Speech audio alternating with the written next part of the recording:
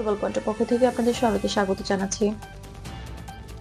ইরানের ছোড়া মিসাইলকে ডেকে আনবে ইসরায়েলের সর্বনাশ?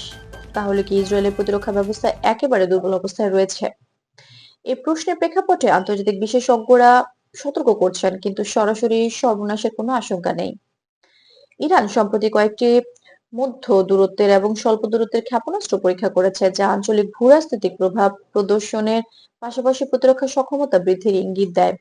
তবে বিশ্লেষকরা বলছেন, এই পরীক্ষা মূলত প্রদর্শনীমূলক এবং কূটনৈতিক বার্তা প্রেরণের অংশ। ইসরায়েল তার নিরাপত্তা নিশ্চিত করতে আধুনিক প্রতিরক্ষা ব্যবস্থা ব্যবহার করছে। Iron Dome, David Sling and Arrow সিস্টেমের মাধ্যমে মিসাইল আঘাত প্রতিরোধের প্রস্তুতি নেওয়া হয়েছে। বিশেষজ্ঞরা মনে করেন, ইসরায়েলের কৌশলগতভাবে সতর্ক অবস্থায় রয়েছে এবং কোনো একপক্ষীয় দুর্বলতা দেখা যাচ্ছে না। রয়টার্স, বিবিসি এবং আল জাজিরার তথ্য অনুযায়ী ট্রাম্পের সময় ইরানের এই কার্যক্রম আন্তর্জাতিকভাবে মনিটর করা হচ্ছে। যুক্তরাষ্ট্র, যুক্তরাজ্য এবং অন্যান্য পশ্চিমা দেশ সতর্ক অবস্থানে থাকছে। বিশ্লেষকরা বলছেন, এটি সরাসরি সংঘাত বা সর্বনাশের দিকে না নিয়ে আঞ্চলিক স্থিতিশীলতা ও কূটনৈতিক সমঝোতার অংশ।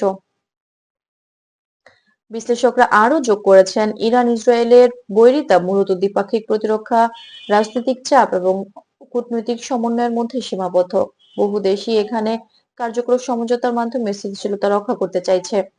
এ প্রেক্ষাপটে মার্কিন প্রেসিডেন্ট ডোনাল্ড ট্রাম্প ইরানের বিরুদ্ধে সরাসরি পদক্ষেপ নেওয়ার ক্ষেত্রে সাবধান ছিলেন।